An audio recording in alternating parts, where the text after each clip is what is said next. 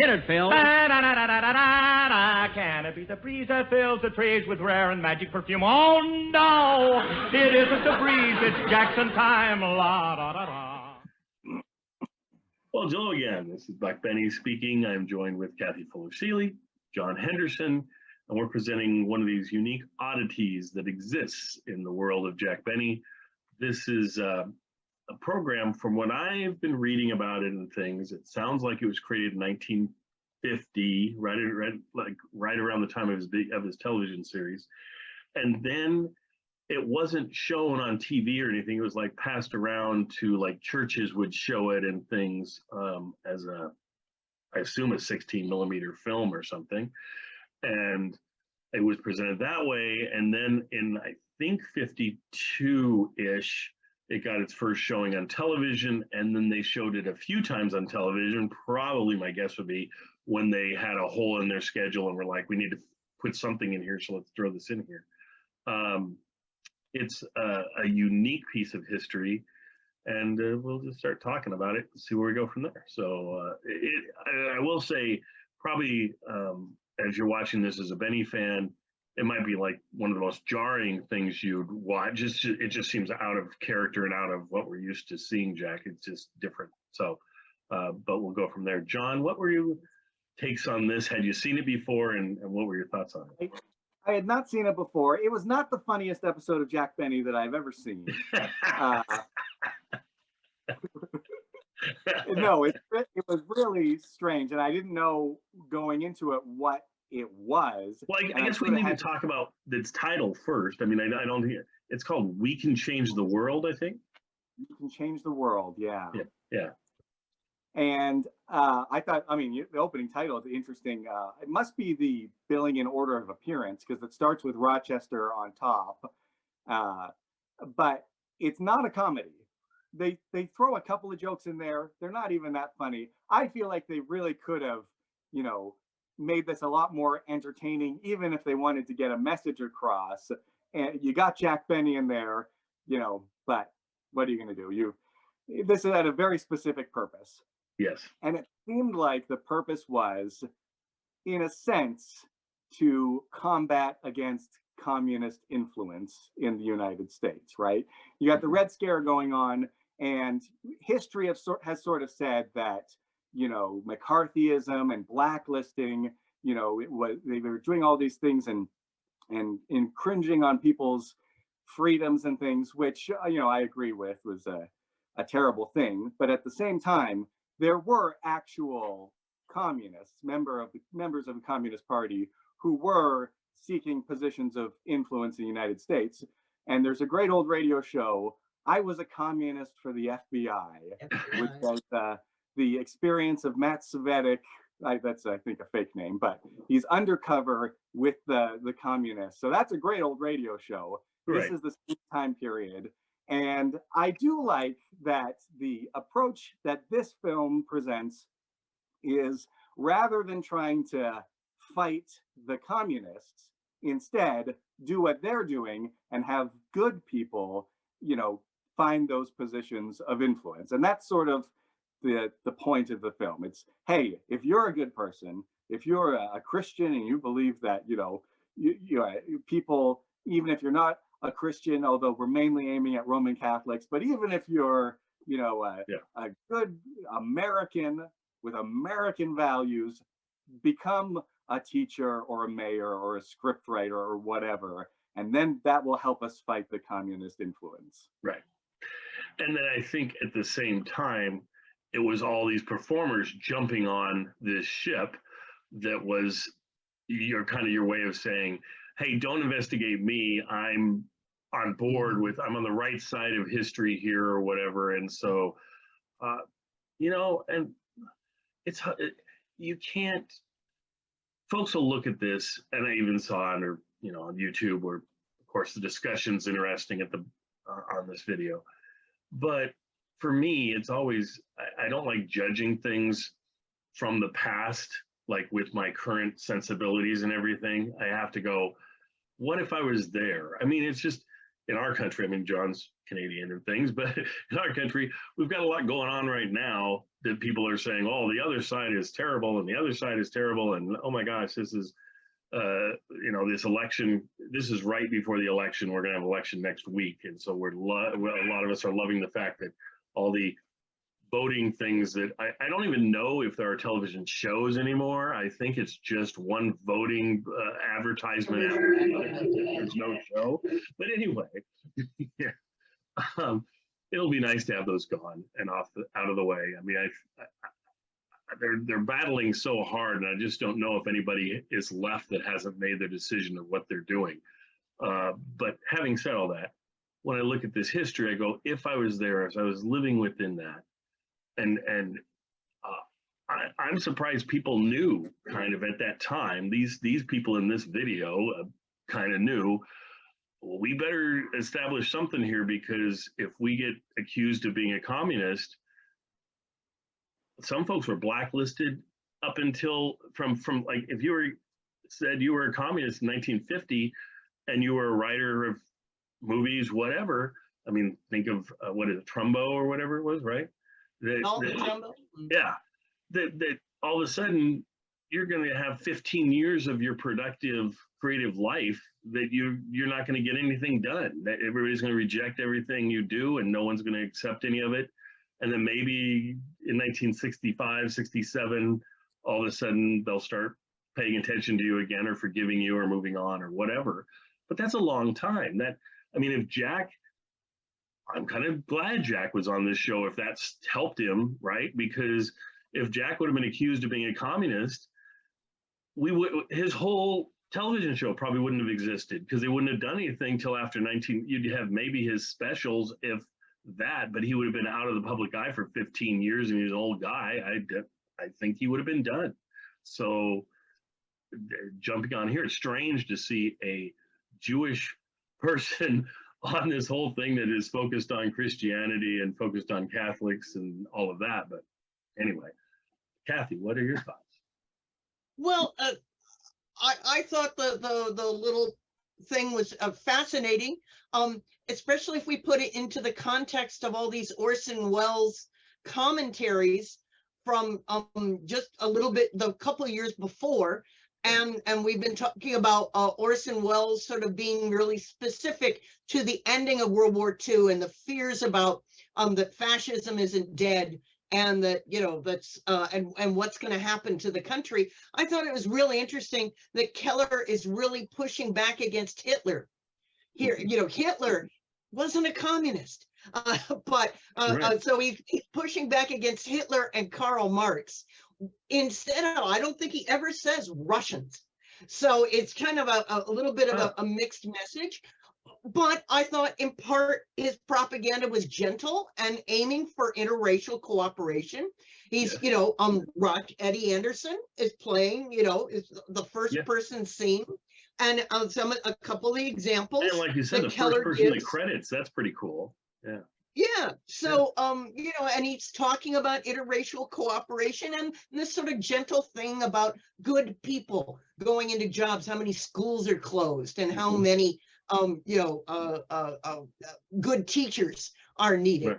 Right. You can go on the internet and find that the Christophers is still a going organization. They give out Father Keller medals to people who especially fit these ideals. So, I was curious. I had thought it would be George O'Brien who was speaking, but they mentioned somebody, the actor who is presenting all the stuff from the Declaration of Independence, is named Paul. Did anybody recognize what actor that was? I'll have to go back and look at the cast. I was just curious. So I believe he was an actor that wasn't blacklisted. So that's but I was intrigued by indeed bringing in the Catholic elements. Anne Blythe was related by marriage to Dennis Day. Mm-hmm. So I thought that connection was interesting. And Loretta Young was a very prominent Catholic identifying movie star. I was intrigued that William Holden was there going, oh, is he Catholic? And then how interesting that Jack Benny would be there it plays into his his public identity as downplaying his Judaism, but also really not denying it, but really Jack always pushed sort of interfaith cooperation and interracial cooperation. Yes. So for what it's worth, I was glad you were there. Odd though, it is odd that the film is so religious and Jack's sort of just kind of nodding along when he himself is not a religious person at all. I don't think so. Right. Yeah. Or at least that's our impression. Certainly the character was not. And then Jack, Jack's private life is still strangely, so much of it is kind of a mystery. It wouldn't surprise me if somebody said, oh, he went to this synagogue and he went every week and he went, whatever. And I'd be like, okay. But I don't, there's just a lot I don't know. And certainly in all the books about him, none of them have been like a ultra straightforward, on the nose, this is a biography and this is about his whole life and everything. Every one of them, even the one Jack wrote, is sort of about his public life and about his we character. may learn more in the future. So yes. Yeah. I guess love Kathy's little was he sort of like, he acknowledges his Jewish roots and sort of the culture, but not necessarily the faith in a regular practice. Right. He's not playing it like Eddie Cantor put it front and center of his public persona.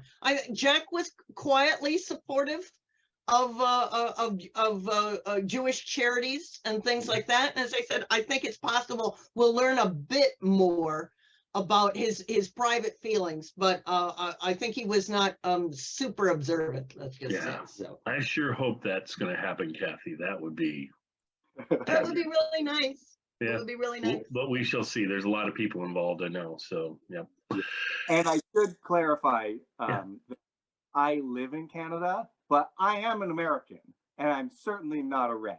So okay, thank you for pointing that out. We were concerned.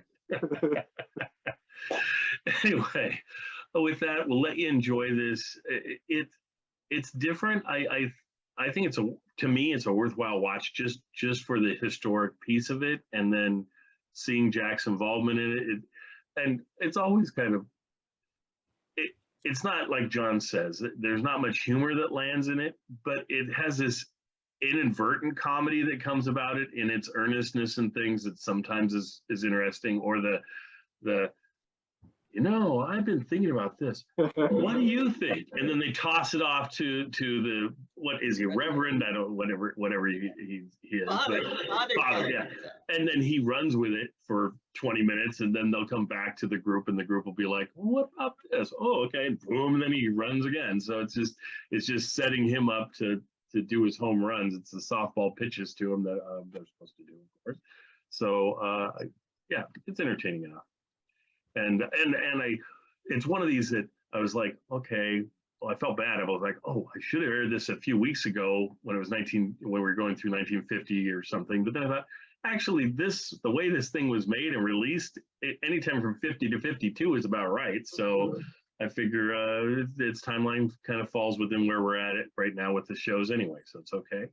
And just so you know, going forward for my listeners / viewers, then we'll be trying to present Jack chronologically. So it's not always his shows. Sometimes it's guest appearances he does. Sometimes we played his appearance on Frank Sinatra a few weeks ago and things. And so we've got ones coming up in 54. He appears on Bing Crosby's first television show. We'll have that. And I mean, I'm sure we'll miss some along the way, but we're generally trying to present kind of a chronological overview of Jack's career and what we have available to us. So, and if I missed something and you guys know about it in the audience, email me or whatever so that I know. I would love to know and try and find it and present that. So anyway, enjoy, and we'll see you folks next time. Remember, if you want to watch these shows on Spotify, if on the app, whether it's on a phone, whether it's on your computer, whatever, it'll play it so you can actually watch us and see our wonderful shining faces, and also watch Jack Benny show. I don't know which you'd rather see as us or Jack, whatever. And then, or if you're listening to it anywhere else, you'll be listening to it, and that's fine too.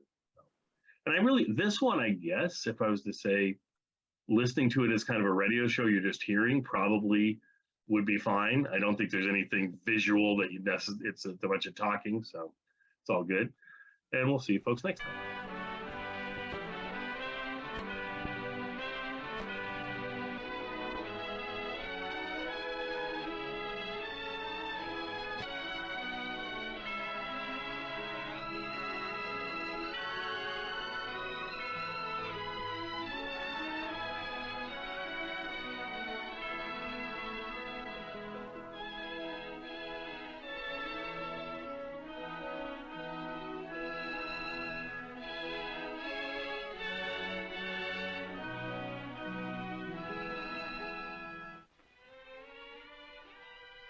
Miss Loretta Young? Mr. Benny's having some people over here at the house tonight, and he'd like to know if you would come. Uh-oh. Miss Young, Mr. Benny told me to tell you that would be after dinner. That's right. Bye-bye.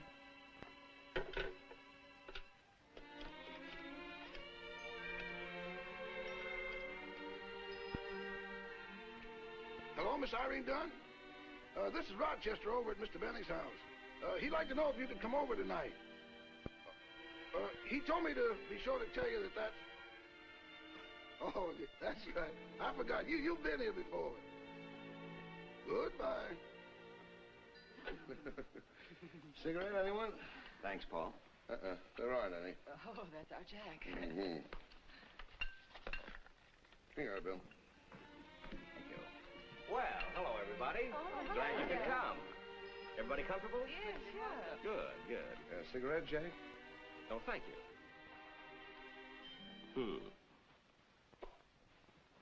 Now, the reason I asked you all over here is because I want you to meet Father James Keller, who is coming by in just a few minutes. He wants to talk to you about making a movie. Now, I know that everybody in Hollywood wants to make a movie, but this fellow happens to have a very good idea for one. You see, Father Keller is the head of the Christophers. Now, as some of you may know, the main idea behind this movement is to encourage more good, decent, normal people to take up careers that strongly affect the fate of this country. Like education, government, labor management, and in the fields of writing, like newspapers, books, magazines, motion pictures, radio, and television. Now, I know this is a pretty big order, but the Christopher movement has been sweeping the country. So much so that it has reached a point where Father Keller has been able to cover only a small portion of the invitations for talks on the Christophers. And he thinks that a picture explaining the idea would be a good substitute for a talk. I think it's a good idea. I think it's an excellent idea. Father Keller. Oh, hello, Father. Hello, Father.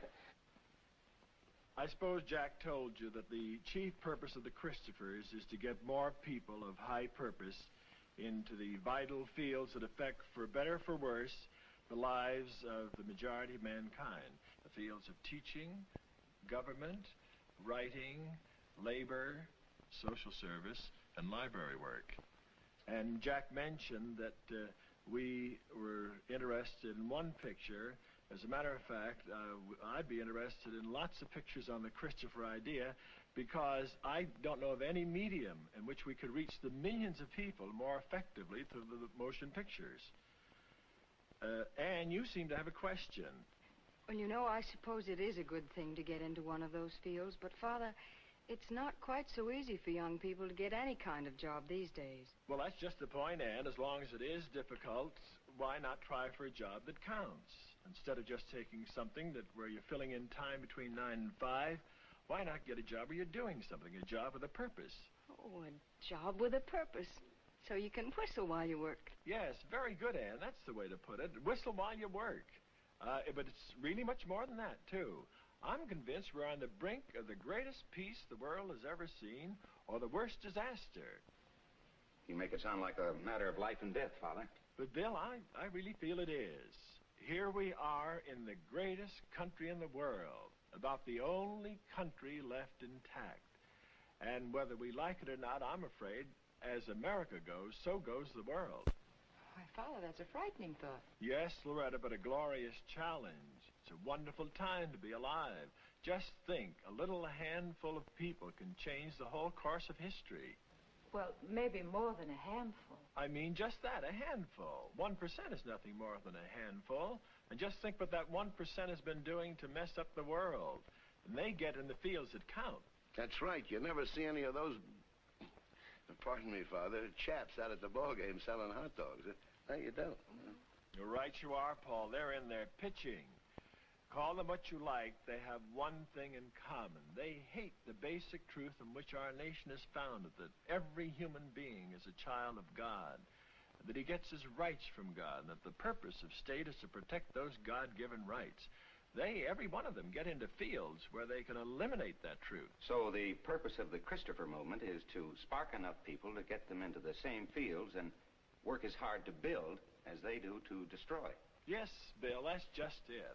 I'm really convinced that we can find enough people who will be fired with a love of God and country, who will gladly get into these vital fields, dedicate their lives, and get into government and teaching and all the rest of these important spheres, and work hard to keep in there that basic truth in which our country is founded, to be for what these other people are against. And number one item is the Declaration of Independence. No, that's not everything, but it's mighty important. I don't think many people realize the close connection that the founders of our country explicitly stated was between God and country. Over and over again, they emphasized that was the cornerstone of our liberty. Then 4 times in the Declaration of Independence, they repeated over and over again that our liberty depends upon God. That's right. Do you know the Declaration, Paul? Naturally. It goes as follows. When in the course of human events it becomes necessary for one people to dissolve the political bonds which have connected them with another, and to assume among the powers of the earth the separate and equal station to which the laws of nature and of nature's God entitle them. Remarkable, Paul. You're one of the first persons I've ever met that know that much of the Declaration. There's something I have here I'd like to show you. Right in the very first sentence of the Declaration, it states very explicitly that all law flows from God. And then there's another reference to God in the very next sentence. The very next sentence, we hold these truths to be self-evident, that all men are created equal, that they are endowed by their Creator with certain inalienable rights. Amazing, Paul. And he knows it word for word, too. Here's an odd thing about that second reference to God. It wasn't in the first version at all. It's a straight write-in. Here it is, a photostatic copy of the original draft. The first version said, all men are created equal, and from that equal creation, they derive certain inalienable rights. But apparently, they want to emphasize the point still more. So you can see where Jefferson crossed out the phrase, from that equal creation, they derive certain inalienable rights, and wrote in the phrase, they are endowed by their Creator with certain inalienable rights. Now, that's not the only change that was made in the Declaration. When it was submitted to the first Congress, they made several changes, several deletions, but they insisted on only 2 additions, and both those additions were referenced to God, and they're both in the last paragraph. The last paragraph. The last paragraph. We, therefore, the representatives of the United States of America in General Congress assembled, appealing to the Supreme Judge of the world. Very good, Paul. Appealing to the Supreme Judge of the world. That's just the point they want to emphasize. And then again in the last paragraph. And for the support of this declaration with a firm reliance on divine providence. Thanks a million, Paul. You were a big help. No reflection, Paul, but how did you learn all of that? Yeah, I'd like to know, too. Well, the teacher used to keep me in after school a lot. I bet I wrote that in the blackboard 5,000 times. I'll say this for the woman, though. She didn't have me writing cat and dog, or Paul was a bad boy. She must have a lot of that Christopher purpose we've been talking about. You know, that 1%'s a cozy group. All they want to do is tear the heart out of the Declaration. And that's bad enough, Bill, but they're out to do much more than that. They want to destroy the very pursuit of happiness, the whole reason for being, the joy of living that's come down through 20 centuries of Christianity. And for over 3,000 years, the Jews have carried the sublime truth that man is made in the image and likeness of God, that he has an eternal destiny. And all of this stands out ever so much more clearly when you think of what Adolf Hitler and Karl Marx said about their idea of the worth of the human being. Here are Hitler's words. He said, "To the Christian doctrine of the infinite significance of the individual human soul, I oppose with icy clarity the saving doctrine of the nothingness and insignificance of the human being." And Karl Marx put it a slightly different way, but his idea was just the same. He said, "The democratic concept of man is false because it is Christian. The democratic concept holds that each man is a sovereign being. This is the illusion, dream, and postulate of Christianity." Then our position is crystal clear, Father. We say man is a creature of God, responsible to God. That 1% say that man is a nobody. Yes, just a nobody worth about $1.89, just a bunch of chemicals. And they don't want man to know his sacred worth, and that's why they swarm into every field they can to eliminate every trace of man's dignity. They want to wipe it out, eliminate it from the face of the earth. Well, is it correct to say, then, that the Christophers are an anti-communist movement? No, the problem as we see it is this. It's getting good people in, getting the good citizen to do his part in saving our country and saving the world. And so, the Christopher approach emphasizes the affirmative, the constructive, doing something positive. We say that it's much more important to chase good people in than is to be too preoccupied chasing evil people out, essential as that is. I don't know how many of you realize it, but according to reliable estimates, 60% of the parents of America don't want their own children to work for their own government. Can you think of any quicker way to wreck any country? Then, on top of that, 1 million teachers are needed in the schools of America. 6,000 little public schools have closed because of lack of teachers. Fewer and fewer parents are encouraging their children to take up writing careers. 17,000 librarians are needed. Tens of thousands in the social service field. I could go on, but it's more or less the same old story of what happened in Germany. Most of the good Germans wanted good government, good education, good everything else. But they didn't want to be bothered. They wanted somebody else to do it. You know the old story. Everybody wanted to eat, but nobody wanted to cook. We know who wound up doing all the cooking. Yes, Jack, and the world has had indigestion ever since. But the Nazis weren't strong in the beginning, but they swarmed into every vital field. The lines were drawn then and the lines are drawn now. We're either for God or against God. If it's the latter, we'll pay the penalty and soon. William Penn said something along that line about being ruled by tyrants. I remember... He said... Those who are not governed by God are ruled by tyrants. Is that what you meant, Irene? Yes, Father, something like he said was what I meant. Well, anyhow, that's where the Christopher approach comes in. We feel that something can be done, and soon. As soon as there are more people turning on lights than they're turning them off, there'll be a wonderful change for the better. Just recently, I finished a quick trip around the country. I gave talks in 23 cities, 95 talks, a little over 4 weeks. Every place you go, you find wonderful people, all ready and set to do something to change the world for the better. Yes, Father, the woods are full of good people. Now all we have to do is get them out of the woods. Father, you mentioned that you had been all over the country and you met some very fine people. Could you give us an example, for instance, of some constructive thing that has been done? I certainly can, Loretta. I can give you hundreds of them. But here's one that I think will interest you in particular. I was down in Texas not long ago, and I met this 23-year-old Baptist school teacher. She said she'd read an article about the Christophers in a magazine, and the point that she liked best was its emphasis on what little people can do to change the world for the better. She said, and it was wonderful to hear the way she said it, she said, you know, for the first time in my life did I realize a little person like myself counts. And then she went on to explain that she was teaching in schools. It was hard work and so forth. But she said, most of the girls I know are getting out of the teaching field. They say there's not enough money in it. The pay is too low. Well, after all, Father, they do have a point. They don't make very much money, do they? That's right. Well, there's something Father, is it even a living wage?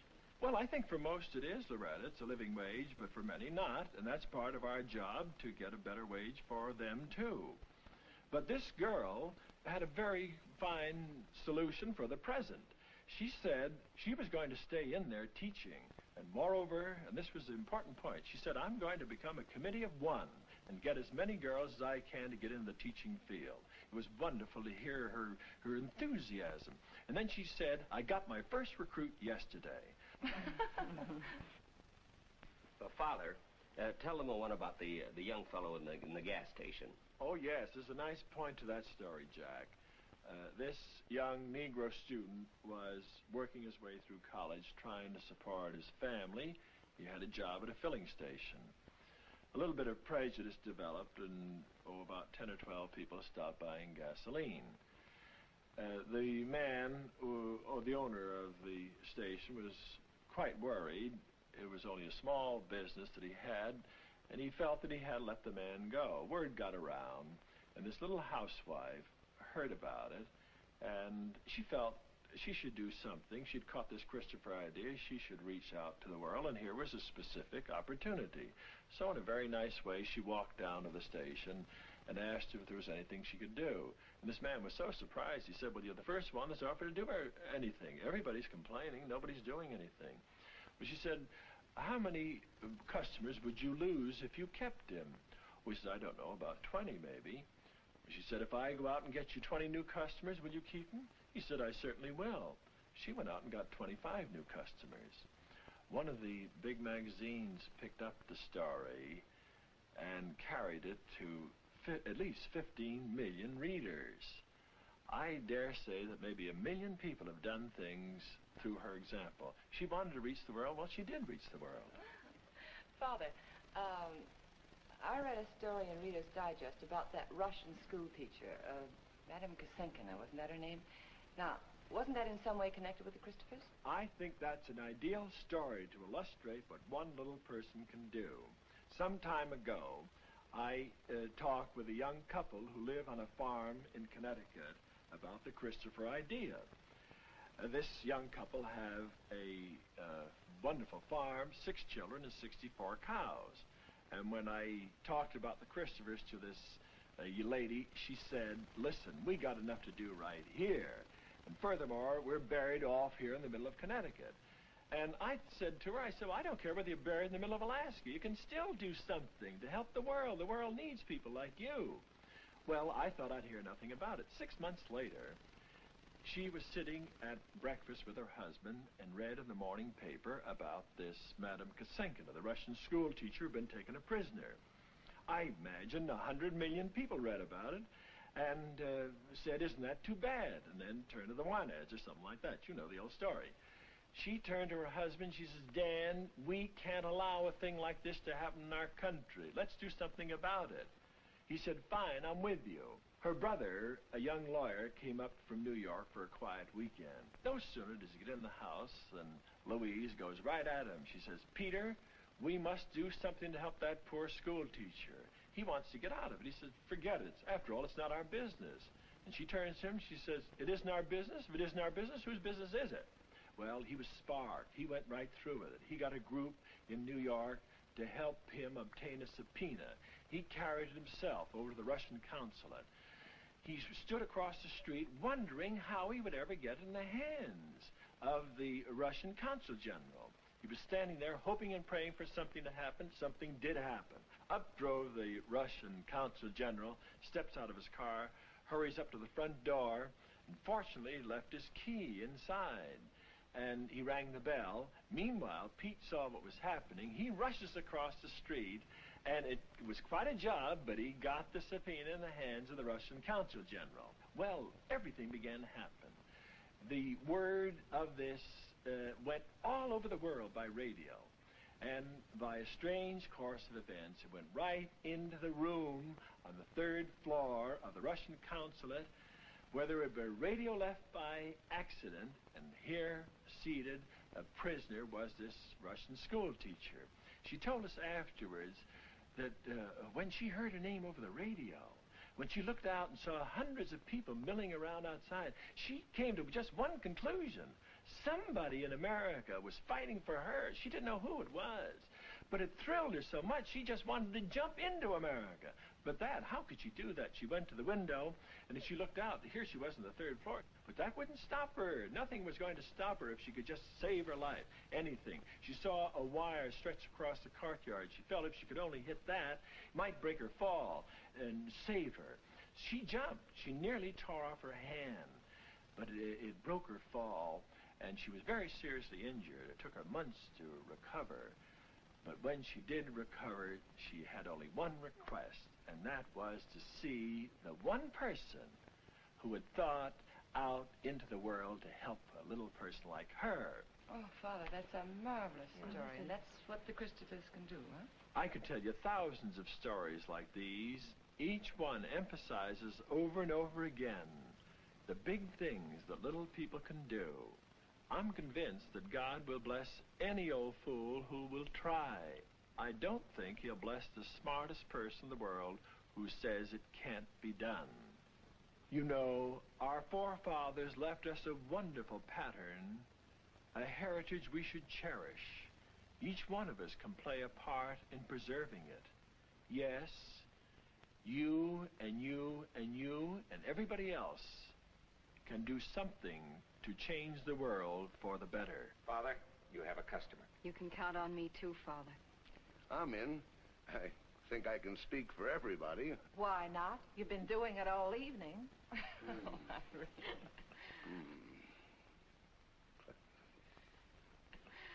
Father, I think what Paul means is that you don't have to take a vote. You can have a boost from all of us here.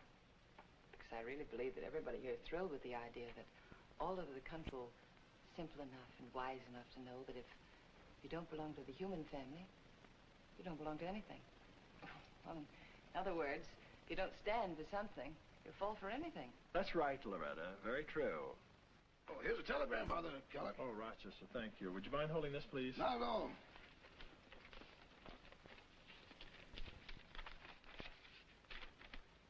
Oh, it's from Bob Hope. He wants me to phone him. Bob? Yeah. Oh, I'll get him for you. I'll get him on the phone. See, he lives right over here in North Hollywood. It's no distance at all, you know. Maybe, but that telegram says from Houston, Texas. Father, don't you think it'd be better to send Bob, write him a letter? You know, sometimes the written word, you can get so much more out of it. You know? Yeah, I know how you feel, Jack, but Bob says phone him and right away. If it makes any difference, I'll be glad to. Oh, now, wait a minute. No. Now, Father, please, no, certainly not. I'll get him on the phone for you.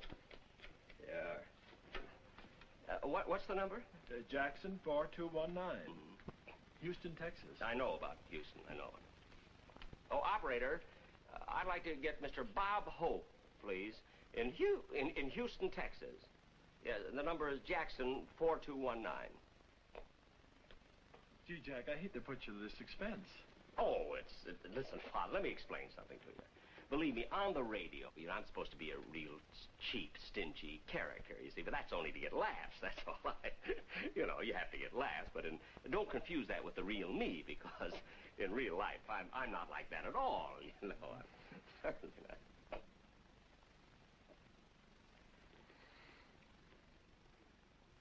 Here he is, Father. I'm all right. Hello, Bob. How are you? How is it down there? Fine. I hope to get down there myself in a few weeks. How's the weather? You asked him that already. Sure. Fine. Did Dolores go with you? Father, ask him what he wants. Bob, I'm at Jack's. Can you make it snappy? Yes, Father? Uh-huh. I can hardly hear you. Well, I have a little... Yeah. Will you wait till I turn this Crosby record off? Just... Hey, fellas, will you pipe down? We're not talking long distance to Hollywood. It's expensive. How can I explain it to you? Jack Benny's paying for it.